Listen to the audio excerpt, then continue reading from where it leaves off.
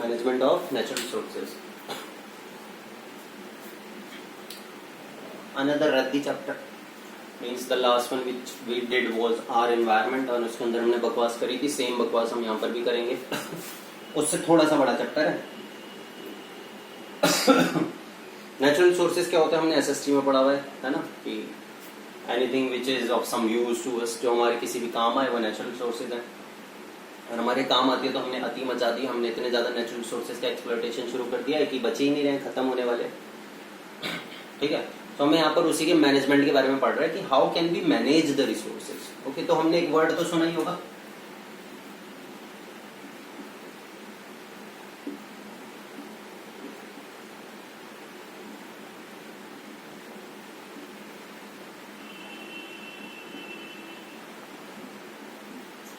Sustainable management, है ना. SST में पढ़ा ये भी हमने कि what is sustainable management. Sustainable means the management which can be sustained. Sustain का मतलब होता है किसी चीज को लंबे समय तक चलाना. तो sustainable management means the management which can be sustained for a period of time. मतलब हम नेचुरल रिसोर्सेज को इस तरीके से यूज करें कि वो आज की नीड्स को भी फुलफिल कर दें और आने वाली नीड्स को, आने वाली जनरेशंस की नीड को भी फुलफिल कर दें, है ना. कहने की बातें कुछ नहीं होने वाला ऐसा, बस पढ़ना है तो पढ़ना है. Sustainable management, the management which is done, the management of natural resources which is done in such a way that it fulfils the need of the present generation as well as be available for the future generations. Okay, तो ये sustainable management की definition होगी. अब ये सब करा कैसे जा सकता है, हम उसी के बारे में इस चैप्टर के अंदर देखेंगे. ठीक है, ये हो गया सस्टेनेबल मैनेजमेंट. अब इसके चैप्टर के अंदर शुरू में थोड़ा सा हम पढ़ेंगे वाटर पॉल्यूशन के बारे में. We know about water pollution, है ना, पानी पॉल्यूशन जो होता है. What is water pollution, what is pollution of anything. Pollution means when we add something undesirable to a thing and we take out something which is desirable, है ना. कि मैं किसी बकवास चीज को किसी चीज में डाल दूं और उसमें से अच्छी चीज को निकाल लूं, कुछ भी हो जाए इसमें से, तो वो पॉल्यूशन होता है. जैसे तुमने पानी के अंदर गंदगी डाल दी और पानी के अंदर से ऑक्सीजन निकाल दी, पॉल्यूशन है, वाटर पॉल्यूशन है. ठीक है, तो वाटर पॉल्यूशन से रिलेटेड हम यहाँ पर 3 चीजें देख लेते हैं. एक हमें देखना है coliform bacteria. I am not sure if the spelling is correct. Coliform single L आता है या डबल पता नहीं. कॉलीफॉर्म बैक्टीरिया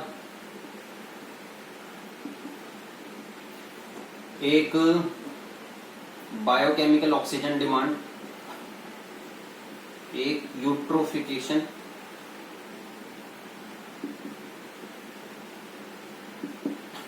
ये 3 चीजें देखेंगे. What is coliform bacteria, what is biochemical oxygen demand and what is eutrophication. Okay, coliform bacteria हमारी intestine में मिलता है, हमारी ह्यूमन बींग्स की. अब हमारी इंटेस्टाइन में एक बैक्टीरिया मिल रहा है, उसका वाटर पोल्यूशन से क्या लेना देना. देखो, वाटर पोल्यूशन का एक मेजर सोर्स होता है ह्यूमन सीवेज. जो ह्यूमन बींग्स का सीवेज होता है वो वाटर पोल्यूशन का एक मेन सोर्स है. क्यों, हमारा जितना सीवेज निकलता है जो घरों से जाता है नाले के थ्रू होता है वो अल्टीमेटली कहाँ डाल दिया जाता है, वाटर बॉडीज में. ठीक है, हमारा यमुना में डाल देते हैं यहाँ पर. उसको वैसे ट्रीट करके डालना चाहिए तो, लेकिन ऐसे भी डाल दिया जाता है. सीवेज ट्रीटमेंट प्लांट में ट्रीट करा जाता है उसको, वैसे भी डाल दिया जाता है. तो मतलब वो वाटर पॉल्यूशन का एक मेजर सोर्स है. अब मतलब कोई एक वाटर बॉडी है, उसमें तुम्हें पता लगाना है कि वो कितनी ज्यादा पॉल्यूटेड है. उसके अंदर कॉलीफॉर्म बैक्टीरिया ढूंढो. हमारे इंटेस्टाइन में तो हमारे सीवेज में भी होगा, हमारे सीवेज में है, और अगर उसको वाटर बॉडी में डाला गया है तो वहां पे मिलेगा ही मिलेगा. तो कॉलीफॉर्म बैक्टीरिया वाटर बॉडी में मिलेगा. एक पर्टिकुलर लिमिट तक मिले तो वेल एंड गुड, लेकिन जब वो एक लिमिट्स को क्रॉस करते, ज्यादा मिलने लग जाएगा किसी वाटर बॉडी में कॉलीफॉर्म बैक्टीरिया, तो उससे कहने का सीधा मतलब है कि वो वाटर बॉडी ह्यूमन सीवेज से पॉल्यूटेड है. उस वाटर बॉडी के अंदर ह्यूमन सीवेज मौजूद है, तो उसको हम क्या बोलते हैं, वो पॉल्यूशन हो गया. क्या हो गया, है ना. सो हमसे क्वेश्चन अगर पूछा जाए कि what is coliform bacteria, where it is found, और अगर किसी वाटर बॉडी में कॉलीफॉर्म बैक्टीरिया ज्यादा मिल रहा है तो इससे कहने का क्या मतलब है. तो अगर किसी वाटर बॉडी में कॉलीफॉर्म बैक्टीरिया ज्यादा मिल रहा है तो इससे कहने का मतलब है वो वाटर बॉडी ह्यूमन सीवेज से पॉल्यूटेड है. Okay, second is biochemical oxygen demand. ये बहुत बार आएगा, 10th 11th 12th सब में आएगा. साइंस लोग अगर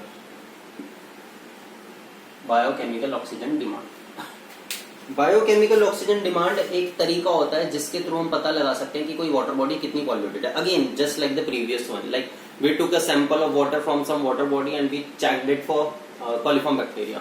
So if the coliform bacteria, if the level of coliform bacteria was above some particular limit, so it means it was polluted with human sewage.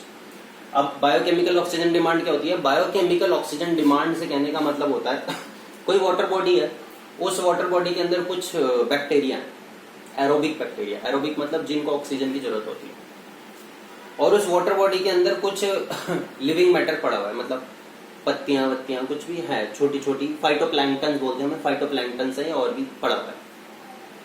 अब उसके अंदर जो बैक्टीरिया है वो वाटर बॉडी के अंदर जो लिविंग मैटर पड़ा है, बैक्टीरिया उसको डिकम्पोज करता है.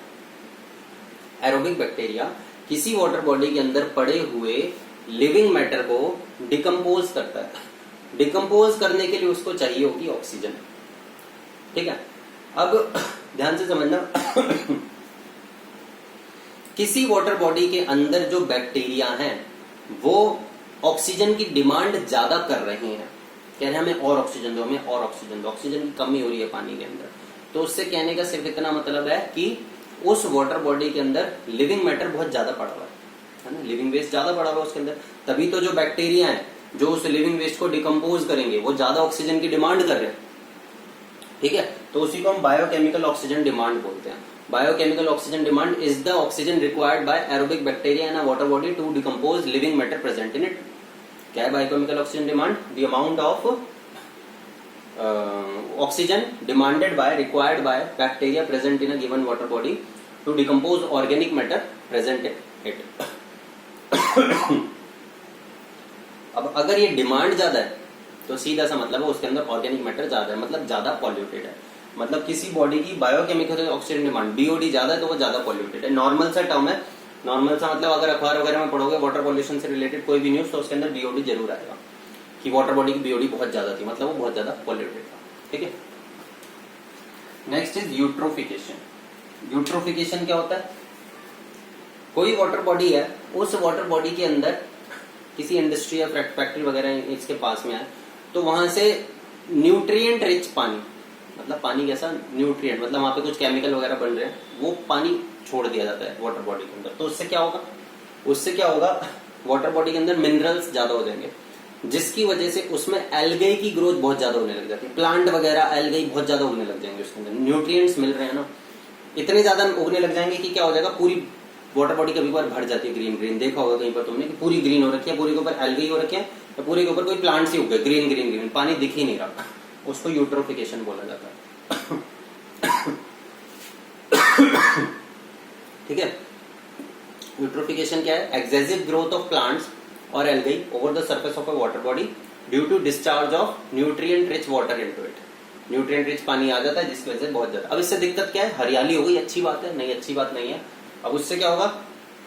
एक तो उसमें पानी में ऑक्सीजन की कमी होने लगेगी, क्योंकि वो जो प्लांट्स हैं जो भी उसके ऊपर उगे हुए वो ऑक्सीजन डिराइव करने लगेंगे पानी से, मछलियां मरने लगेंगी.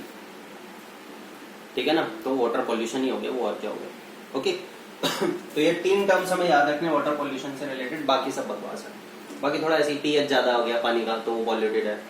गर्म पानी डाल दो किसी वाटर बॉडी के अंदर, या ठंडा बहुत ज्यादा डाल दो तो भी पॉल्यूशन हो जाता है, क्योंकि उसके अंदर रहने वाले जो एक्वाटिक ऑर्गेनिजम्स हैं वो एक पर्टिकुलर टेम्परेचर तक ही रहेंगे. तो उनके अंदर ज्यादा गर्म पानी डाल दोगे तो उसका टेम्परेचर बढ़ जाएगा, वो मरने लग जाएंगे. ठंडा डाल दोगे तब भी सेम दिक्कत हो जाएगी. ओके,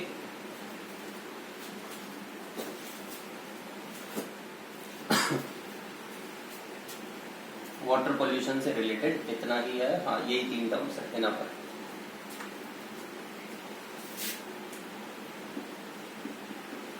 इसके बाद है वाइल्ड लाइफ.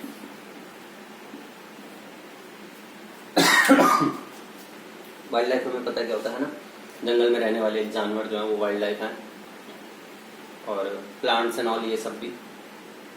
तो इसका कंजर्वेशन कैसे किया जा सकता है? हमें ट्रीज का, इन सब का कंजर्वेशन करना है तो वो कैसे कर सकते हैं? अब मान लो ऐसा है कि कोई एक वाटर मतलब जंगल है और हम हैं, तो हमने तो जंगल वंगल काटने शुरू कर रखे, बहुत पहले से काट ही दिए हमने बहुत सारे, है ना. ऐसे सुंदरबन डेल्टा सुना होगा ना तुमने, ऐसे हमारा बंगाल है तो वहां पे सुंदरबन है, वहां पे डेल्टा बनता है, और वहाँ पे जो सुंदरबन है वहाँ पर एक ट्री मिलता है उसी के नाम से, उसका सुंदरबन नाम है।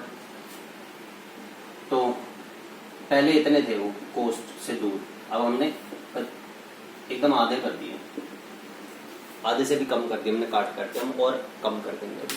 तो हम बहुत ज़्यादा डिफॉरेस्टेशन बहुत एक लंबी, बहुत ही तेजी एक्सेलरेटिंग ग्रोथ से हो रहा है।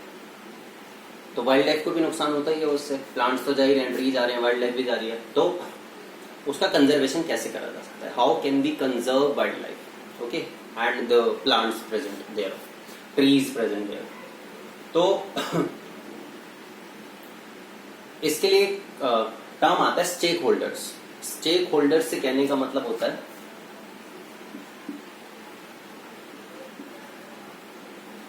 स्टेक होल्डर्स, किसी भी चीज में स्टेक होल्डर्स वो लोग होते हैं जो उस चीज से किसी तरीके से एसोसिएटेड है, उस चीज पर किसी तरीके से डिपेंडेंट, हम उन्हें स्टेक होल्डर्स बोलते हैं। जैसे वाइल्ड लाइफ पे कौन डिपेंडेंट है, वाइल्ड लाइफ पे जो जो डिपेंडेंट है वो उसके स्टेक होल्डर्स कहलाएंगे।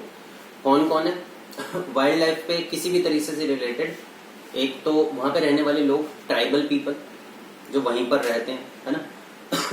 इंडस्ट्रियलिस्ट, इंडस्ट्रियलिस्ट को वहां से लकड़ी वकड़ी काटनी होती है, दवाइयां बनानी है, फर्नीचर बनाना है ना, इंडस्ट्रियलिस्ट। गवर्नमेंट ऑफिशियल्स, उनको उसकी देखरेख करनी होती है। And wild life enthusiast, wild life enthusiast मतलब ये डिस्कवरी वाले, ज्योग्राफी, नेशनल ज्योग्राफी वाले, वो बैठे रहते हैं ना वहाँ पर, फोटो खींचते रहते हैं। तो वो सब स्टेक होल्डर्स हैं। 4 स्टेक होल्डर्स पूछते हैं हमसे कौन कौन से?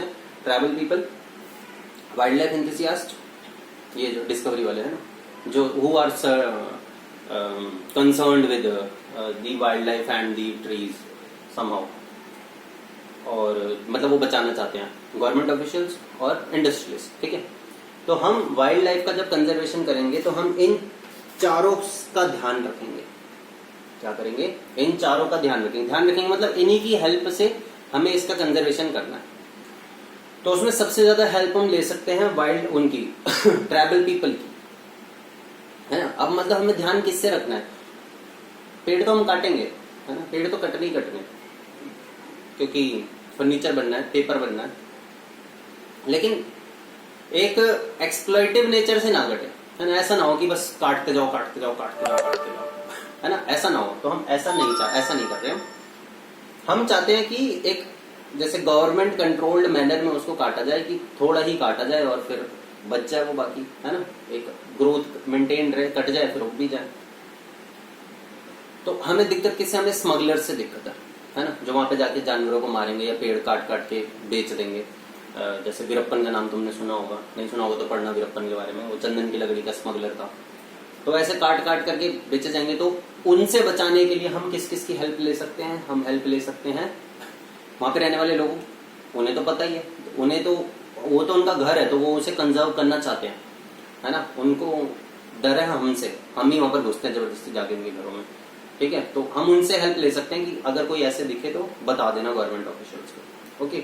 और इंडस्ट्रियलिस्ट को भी नुकसान है कि किसी जो एक लेजिटिमेट लीगल मैनर में वहां से काट के दवाइयां बना रहे हैं या फिर पेड़ काट रहे हैं, तो उनको भी दिक्कत है। तो उनकी हेल्प ली जा सकती है कि अगर कुछ भी ऐसा इलीगल होता दिखे तो हमें बताओ। वाइल्ड लाइफ एंथुसियास्ट की भी हेल्प ली जा सकती है। तो हम इनको क्या बोलते हैं? Stakeholders. 4 स्टेक होल्डर्स हैं, ओके। कौन कौन से बता दिए, दोबारा रिपीट नहीं कर रहा हूं।